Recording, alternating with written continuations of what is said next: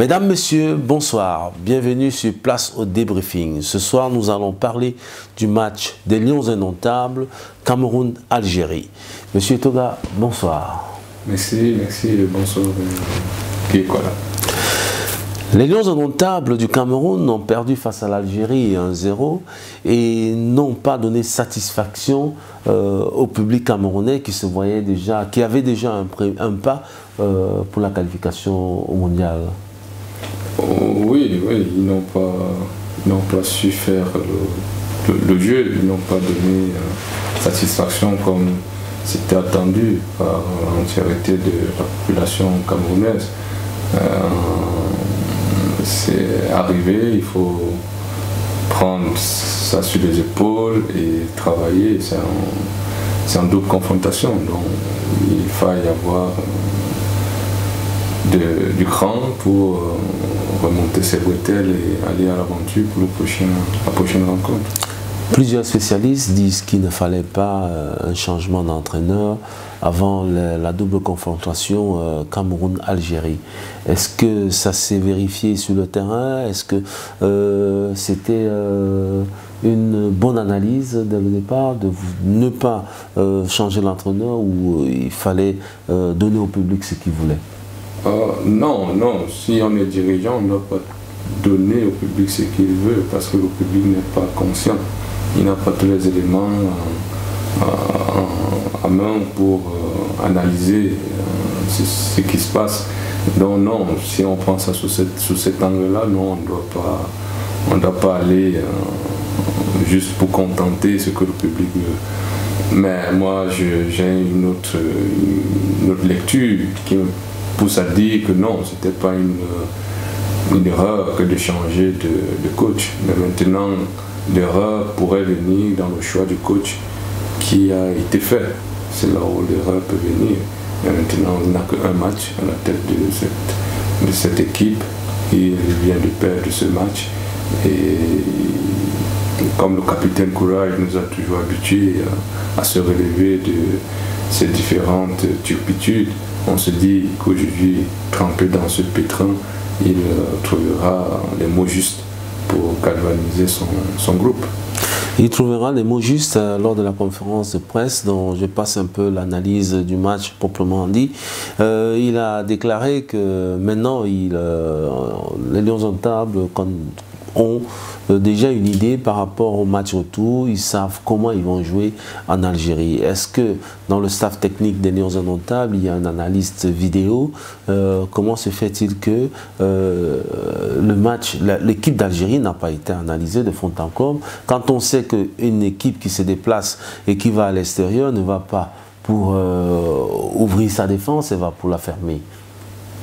Oui, on peut avoir cette lecture, mais le football c'est un jeu de stratégie et le coach algérien a joué la sienne, ce qui a payé, c'est à nous nous avons manqué d'ingéniosité, c'est tout, nous avons manqué d'ingéniosité et on a manqué aussi une capacité d'adaptation sur le terrain. C'est ce qui nous a un peu pénalisé. Mais dire que l'analyse vidéo n'a pas été faite, c'est un peu difficile à croire. Ça a été fait sous différents ans, ça a accompagné les poulains au niveau de l'encadrement pour la préparation de la rencontre. Mais la stratégie déployée par le coach et son staff n'a pas suivi. Et c'est en cela que c'est un peu regrettable. C'est tellement regrettable que l'Algérie avait joué avec 5 défenseurs, une défense en béton. On a eu le cas face à l'Égypte, donc on devait comparer les deux matchs et pouvoir sortir de ce piège algérien qui a évolué avec 4 joueurs seulement en pressing et les Camerounais n'ont pas pu avoir la possession de balle, ni des infiltreurs, ni des joueurs qui avaient un peu plus de conditions physiques. On avait l'impression qu'ils n'étaient pas en conditions physiques. quand je regardais le match, je me disais, ils sont en randonnée ou ils sont venus jouer au football. Mais non, ils étaient vraiment en randonnée, ils marchaient à contempler la belle pelouse, le beau stade, comme si c'était la première fois de jouer dans cette infrastructure. Et donc, ils ne se sont pas donnés à fond, ils ont manqué un peu de clairvoyance dans le jeu, ils ont manqué de soucis patriotiques même, j'ai envie de dire. Ils ont eu beaucoup de soucis patriotiques pour mener cette rencontre, que ce soit au niveau du banc de touche que sur le terrain. On a manqué de tout ça, et ce qui a payé cash. C'est un peu salé à dire, mais on aurait dû pour ce match remplacer le ballon et placer des baffes. Je crois que là on aurait fait mieux, parce que cette équipe nous a montré qu'elle sait danser. Je me souviens de la dernière émission, vous avez été dubitatif en disant que c'est une équipe qui ne vous laisse pas des espoirs de se qualifier. Vous attendez le dernier moment pour vous prononcer. Et lorsqu'on a regardé le match, en premier mi-temps, les Algériens ont eu une occasion déjà, et Andro en a fait un superbe arrêt. Et puis les Lions indomptables réagissent avec une contre-attaque de 4 contre 2. Comment est-il possible qu'à ce niveau international, les Lions indomptables du Cameroun, 4 joueurs vont vers l'attaque en contre-attaque contre 2 défenseurs algériens et n'arrivent pas à conclure? Déjà, il y a cette grosse faute de Gadeux qui donne cet avantage à Slimani, qui manque de convaincre face à Andro Onana. Sinon c'était un goal. Et cette contre-attaque que vous parlez, ça dépend du contrôle de balle, de son orientation et de sa circulation sur l'espace de jeu. Et élément fondamental, c'est les différents appels de balle que feront vos coéquipiers. Vous avez dans cette action-là, les coéquipiers, au lieu d'élargir, par exemple, sur les côtés, se sont recroquevillés dans les 16 mètres 50, ce qui donne la difficulté à Choupo-Moting de placer cette passe véritablement dans la course des joueurs. Et donc, c'est en cela il ne manque pas sa passe, mais il manque de l'ajuster sur Martin Onla, qui est un peu en retard, parce qu'il a manqué de déplacement, tout simplement. C'est question de déplacement qu'on est en contre-attaque. Il faut bien se déplacer pour donner la facilité au porteur du ballon de mieux la placer soit en profondeur, soit dans les pieds. Mais ici, on s'est lamentablement raté, et ça n'a pas apporté les fruits qu'on aurait espéré, c'est-à-dire un goal, ou alors concrétiser cela. C'est une action qui a réveillé les Algériens et les a mis en plus dans un confort. Et avant la mi-temps, une phase arrêtée, l'Algérie marque 1-0. On revient en deuxième mi-temps, les Lions indomptables n'ont jamais pris la mesure du match. Ils se sont carrément, on pourrait dire, affalés sur le terrain et sans jouer. L'Algérie gagne des Lions indomptables sans que les Lions indomptables réagissent. Comment on peut expliquer cela? Je viens de l'expliquer, l'état d'esprit d'un randonneur. Il est bas, il regarde, il écoute les oiseaux chanter. C'est un peu cet état d'esprit que les Lions ont eu. Et même sur le but, on peut dire beaucoup de choses, il y a beaucoup de choses à dire. C'est une attention, c'est un manque de placement, de positionnement sur le terrain. Même la communication n'a pas suivi. Et donc la claquette de Fabrice de Onana oui. qui est raté. Donc c'est un but cash. Maintenant, ils ne se sont pas réveillés. Pourquoi cela? C'est ce qui nous laisse un peu pantois. En deuxième mi-temps, on a espéré, mais les Lions indomptables ne sont jamais rentrés dans cette rencontre-là. C'est un match où on a eu une équipe des Lions Indomptables qui nous a laissé un souvenir amer. On se dit qu'on ne pourra pas se qualifier pour le mondial. Mais l'entraîneur pense autrement. Est-ce que vous pensez aujourd'hui que les Lions Indomptables vont se qualifier pour le mondial? Il y a de l'espoir. Et quand il y a l'espoir, il y a la vie, disait un musicien ivoirien. Et l'espoir fait vivre. Et donc, ce que le peuple camerounais a besoin aujourd'hui, c'est de vivre. Et pour vivre, il faut cultiver cet espoir-là. Et tout repose entre les mains de nos chevaliers, qui sont les Lions Indomptables. Maintenant, est-ce qu'ils vont prendre conscience que l'espoir qu'on place en eux nous donnera le sourire au soir du 29, c'est à eux de décider. Si on donnait la latitude au peuple camerounais de décider, je ne pense pas qu'on irait même au stade, on serait qualifié sur tapis. Mais il y a un événement de ce peuple qui attend des victoires de ces lions, de ces valeureux joueurs, qui me laisse un peu dubitatif sur notre volonté même à soutenir ces gars. Au terrain, vous avez 500 maximum d'Algériens qui ont dominé tout un stade. Tout un stade. Sur le terrain, sur l'aire de jeu, 1-0, dans les gradins, 1-0. C'est tout dit. C'est tout dit. Donc, le 12e homme n'a pas fait son travail. N'a pas fait valablement son boulot. Et donc on ne peut pas uniquement blâmer nos lions.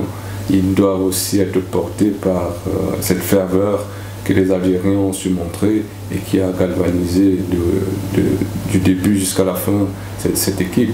Ils se sont donnés à fond, ils se sont donnés dans les duels, ils ont gagné beaucoup d'attaques, ils ont été d'attaque sur toute la ligne. Quand nous on jouait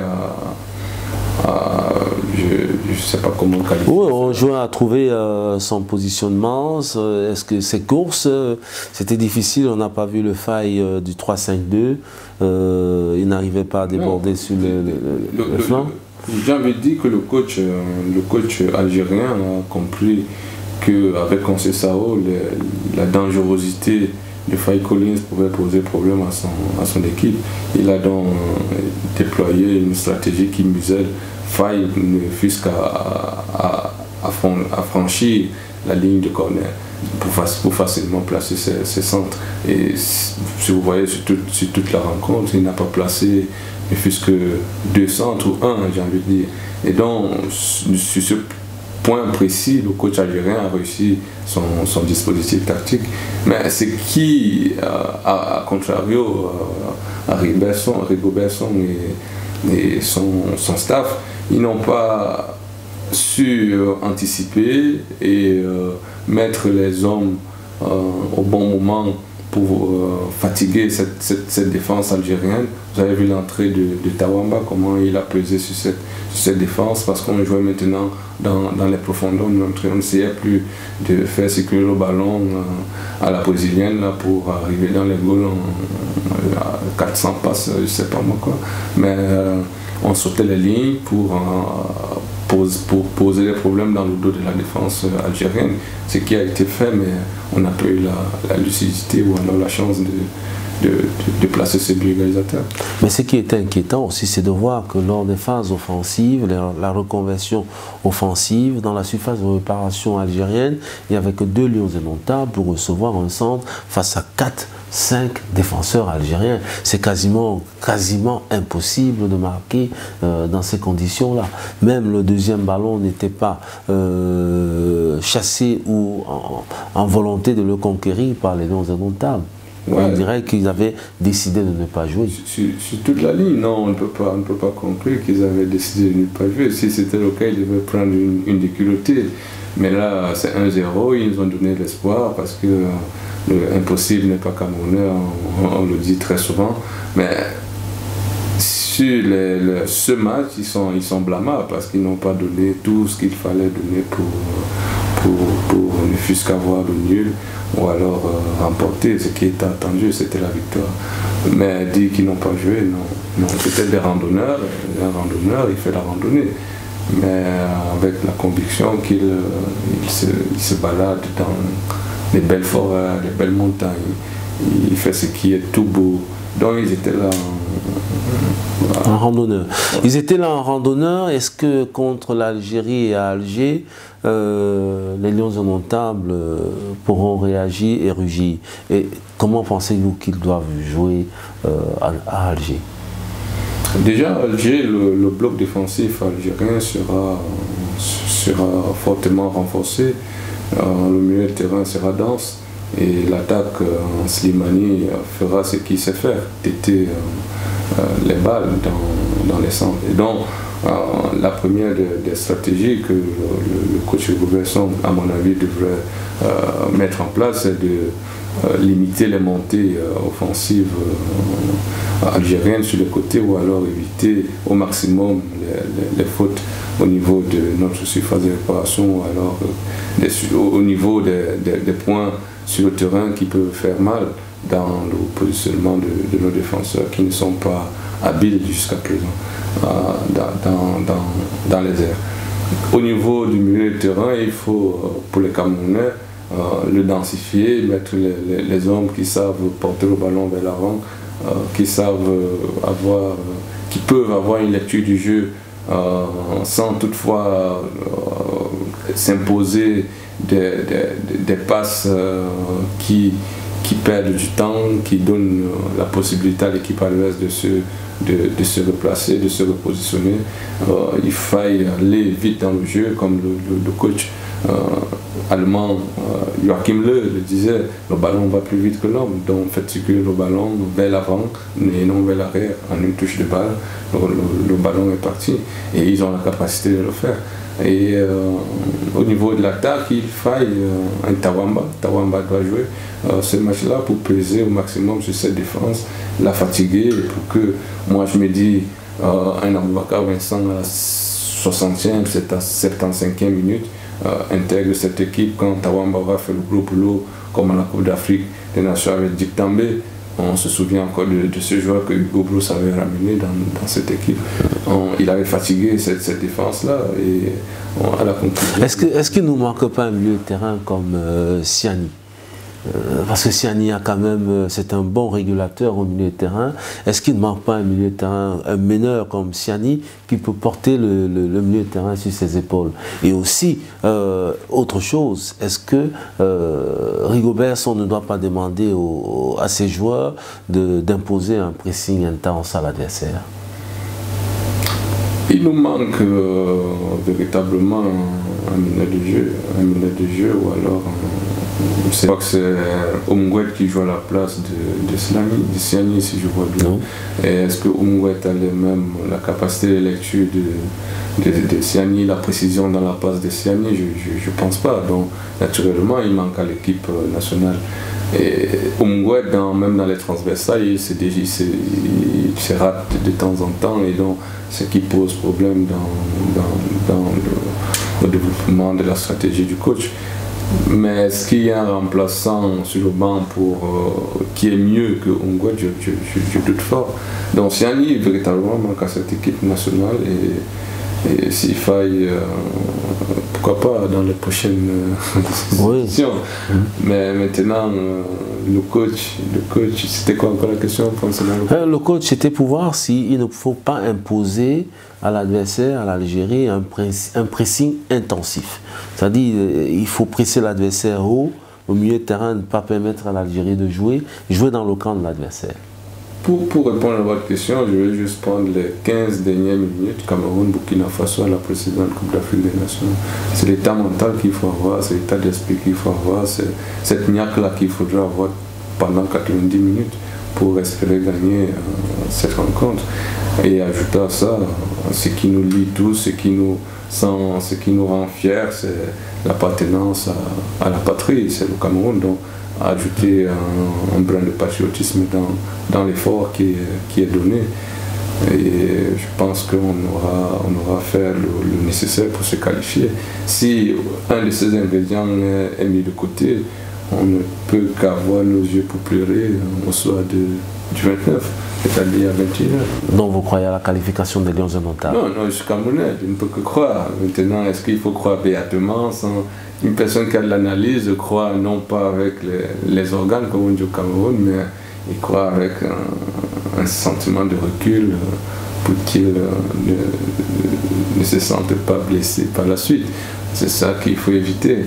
Mais sur le fait, oui, on croit à la qualification et on va se qualifier de toute façon. Nous allons certainement nous qualifier. Nous vous donnons rendez-vous pour le prochain débriefing Algérie-Cameroun, match décisif pour la qualification pour le mondial. À très bientôt.